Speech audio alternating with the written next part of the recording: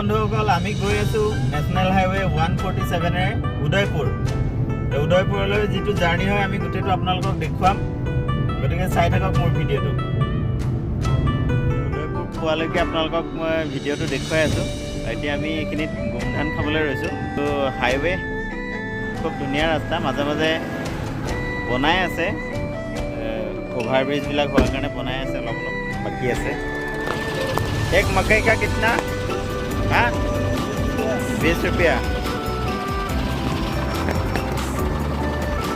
रास्तात आमी पाइছো মাকৈ মানে গুমধান ওলাই ফলাই এনেকে দিয়ে এটা 20 টকা আমি লৈ যাও খাম গাড়ী খাই খাই যাম ভাল লাগিব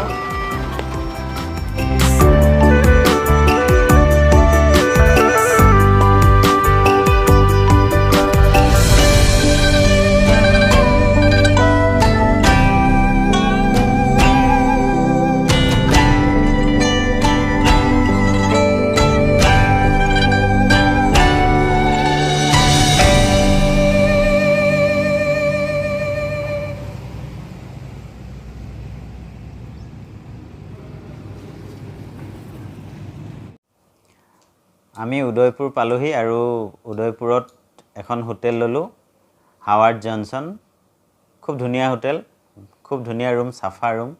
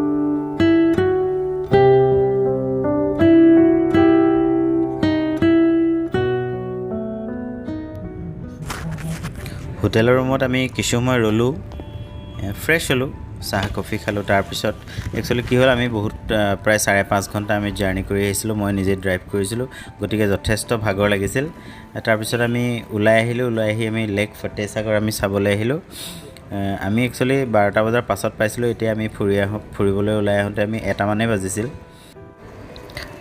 লেক ফতেহসাগৰটো 1678 চনত মহাৰাণা জয় সিঙে সজাইছিলে ইয়াৰ এটা বান্ধ দিছিলে বান্ধ দিয়াৰ কাৰণে পানীখিনি প্ৰাকৃতিকভাৱে ৰৈ পেলাই এটা লেকৰ সৃষ্টি হৈছিলে তাৰ পিছত কিন্তু 200 বছৰ পাছত এই ভাঙি গৈছিল বানপানী টুটি গৈছিল সম্পূৰ্ণ নাইকিয়া হৈ গৈছিল তাৰ পাছত মহাৰাণা ফতেহ সিঙে এটো এটা বান্ধ দিছিল, বান্ধটোৰ দিয়াৰ পাছত ইয়াৰ যিটো আকাৰ আছিলে আকাৰটো ডাঙৰ হৈ গৈছিলে আৰু পিছত এইটো মানুহে লেক ফতেহ সাগৰ বুলি ইয়াৰ নাম দিছিল এই লেকটোৰ। ইয়াৰ মাজত এখন পাৰ্ক আছে, আমি এই পাৰ্কখনলৈ যাম, নেহেৰু পাৰ্ক। কি দেখিম আমি নাজানো, তো আপোনালোকে ভিডিঅ'টো চাই থাকিব।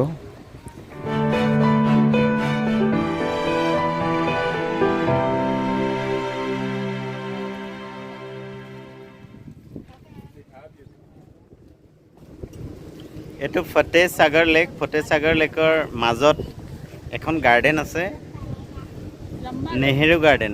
মোৰ পিছফালে দেখিছে নেহেৰু গাৰ্ডেন। এই নেহেৰু গাৰ্ডেনখন আমি এতিয়া চাবলৈ যাওঁ। চাবলৈ হ'লে এনেকৈ নাৱত টিকেট কাটি যাব লাগে। এইবিলাক নাও ছেফলি যাব পাৰি। ইয়াত এইবিলাক এনেকৈ জেকেট পিন্ধি যাব পাৰি, ছেফলি যাব পাৰি, কোনো চিন্তাৰ বিষয় নহয়। তাত টিকেট কাউণ্টাৰটো আছে, টিকেট কাউণ্টাৰত আমি টিকট কাটিলোঁ যিহেতু, এতিয়া আমি যাম।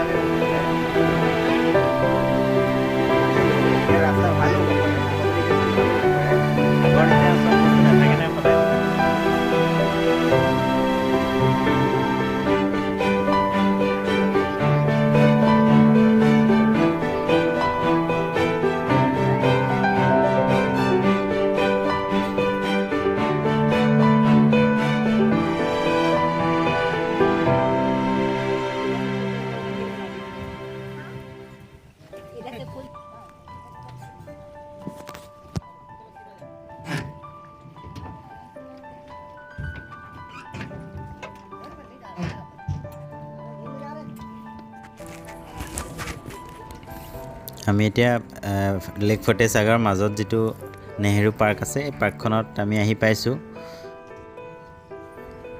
ভালেই সুন্দৰ পৰিৱেশ। এইটো আচলতে ইয়াতে কিছুমান পুৰণা যি ষ্ট্ৰাকচাৰ আছিলে, সেই ষ্ট্ৰাকচাৰবোৰ ইয়াতে সংৰক্ষণ কৰা হৈছে আৰু একচুৱেলি এইটো এমিউজমেণ্টৰ কাৰণেও এইটো বনোৱা হৈছিল সেই সময়ত চাগে। আমি এনেকুৱা এটা সময়ত আহিলোঁ যিটো সময়ত আচলতে গোটেই ঘাঁহ বন গজি আছিল আৰু মানুহে ইয়াতে চাফা কৰি আছে। তো ইয়াতে যি ৱাটাৰ ফাউণ্টেইন আছিলে আৰু কিবা কিবি আছিলে, এইবিলাক কিছু বেয়া হৈ গৈছে, এইটো ৰিপেয়াৰ কৰি আছে। তো তাৰ মাজতো আমি ইয়াতে ফুৰিবলৈ আহিলোঁ। আচলতে লেকটোৰ মাজত আছে যিহেতু, সেইকাৰণে আমি চাবলৈ আহিলোঁ কিনো আছে ইয়াতে। তো আপোনালোকে আহিলেও ইয়াতে সোমাব। ইয়াত এওঁলোকে কোৱা মতে ৰাতি বেছি ভাল লাগে, ইয়াতে লাইটবিলাক জ্বলাই থয় আৰু লেকৰ ছাইডৰ পৰা কাষৰ পৰা ইয়াক খুব ধুনীয়া দেখি, আৰু ইমান সুন্দৰ ইয়াৰ বতাহ মাৰি থাকে, আচলতে খুব ভাল। ইয়াতে চাওকচোন কিমান ধুনীয়া পৰিৱেশ।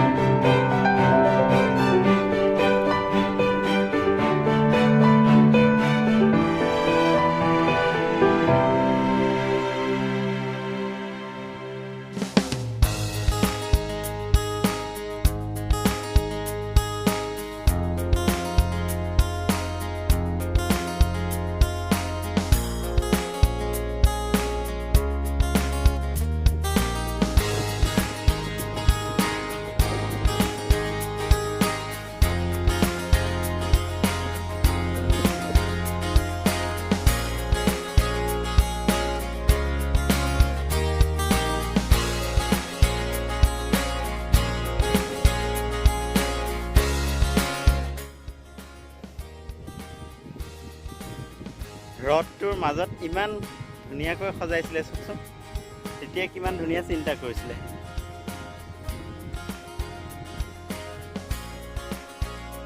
চাৰিওফালে হ্ৰদ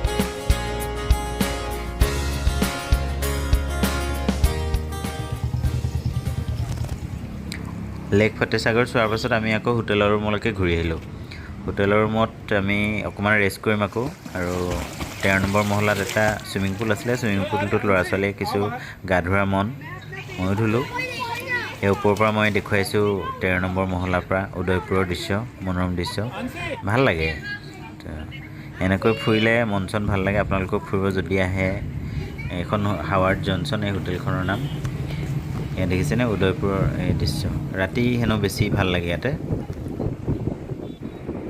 আজি ভিডিঅ'টো ইমানতে সামৰিছোঁ আপোনালোকে যদি ভিডিঅ'টো চাই ভাল পালে প্লিজ লাইক কৰিব শ্বেয়াৰ কৰিব আৰু মোৰ চেনেলটো ছাবস্ক্ৰাইব কৰিব আৰু কমেণ্ট কৰিব কাৰণ মই নতুন ব্লগাৰ দিয়কচোন ধন্যবাদ জয় অসম